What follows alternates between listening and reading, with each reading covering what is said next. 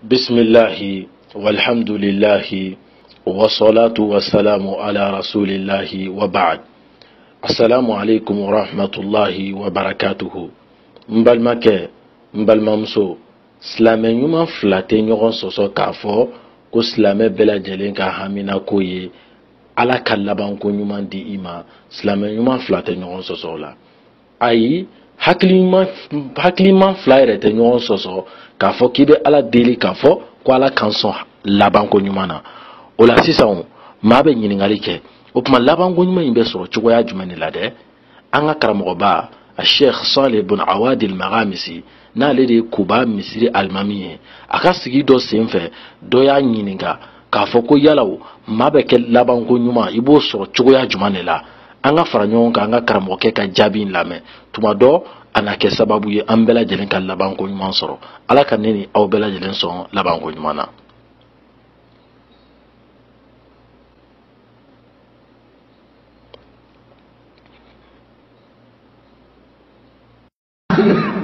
فضيلة الشيخ، يعلم فضيلتكم أن حسن الخاتمة أمنية كل مسلم ومسلمة في هذه الدار، فكيف أصل بتوفيق الله إلى هذه المنزلة؟ أنا karamɔgɔkɛ e b'a kalama k'a fɔ ko bɛɛ lajɛlen silamɛ ɲuman cɛman n'a musoman na o ka hamina ko ye labanko ɲuman sɔrɔli ye. Ne ko ni ala ka bɛnsema ye o n bɛ se ka se labanko ɲuman ma cogo di an karamɔgɔ?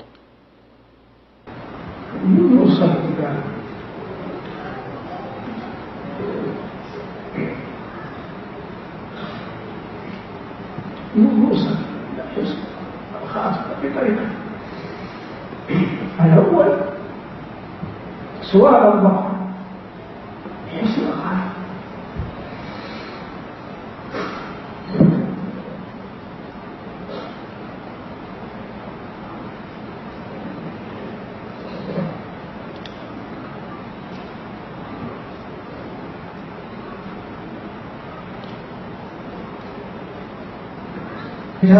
karamɔgɔkɛ ka jaabi filɛ, seli bɛ kɛ labanko ɲuman ma ni sira fila ye. Sira fɔlɔ ka ala deli k'a fɔ ala k'i sɔn labanko ɲuman na, o y'a sira fɔlɔ fɔlɔ ye.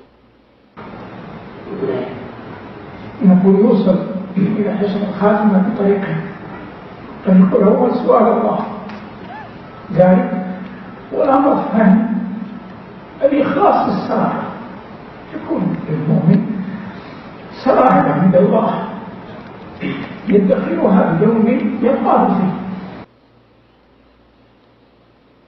ngo ima maa bɛ se labanko ɲuman ma ni sira fila ye. Suwali a fɔlɔ fɔlɔ o de ka ala deli ni ala k'i sɔn labanko ɲuman na. Filanan hadamaden k'i ka duguna kow k'olu kɛrɛnkɛrɛn ala kama. Mumini duguna ko dɔw ka k'i la maa si tɛ min kalama i k'olu kɛrɛnkɛrɛn ala taala jati kama, i bɛ o mara don ye don min na i bɛ jɔ ala taala ɲɛkɔrɔ.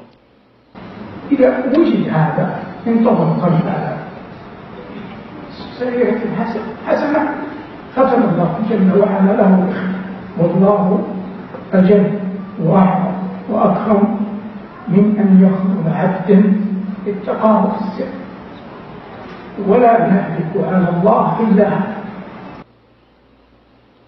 ni o sɔrɔla muminin bolo ala taala bɛ a dusukun ladegi dogona ko ɲɛli la, wa ala taala bɛ a hinɛ la k'a sɔn labanko ɲuman na. Wa ala ye masa ye masa min a ka bon, a kɔrɔ talen don, wa a ka hinɛ ka bon, k'a fɔ ko a ka jɔn yɛbɛbɛ ka jɔn labila, jɔn min siranna ale ala taala ɲɛ dogo la k'a ka kow ɲɛ dogo la, ala ka bon o ma. An tɛ se k'an dulon ala la ni foyi ye fo ale ala subhanahu wa ta'ala yɛrɛ. وقد قال جل وعلا نبئ عبادي أني أنا الغفور الرحيم، وقال جل ذكره كتب ربكم على نفسه الرحمة.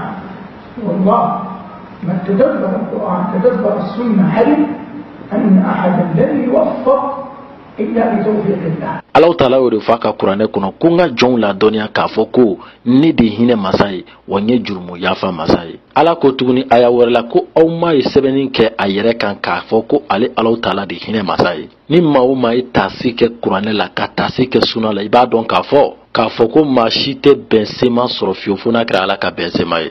وقد مر في دروس كثيرة أن أحد العلماء كان يقول والله لن يصلوا إلى شيء بغير الله، فكيف يوصل إلى الله بغير الله؟ أسأل الله الهداية والتوفيق والعون وحسن الخاتمة إنه في السميع الدعاء. جزاكم الله خيرا.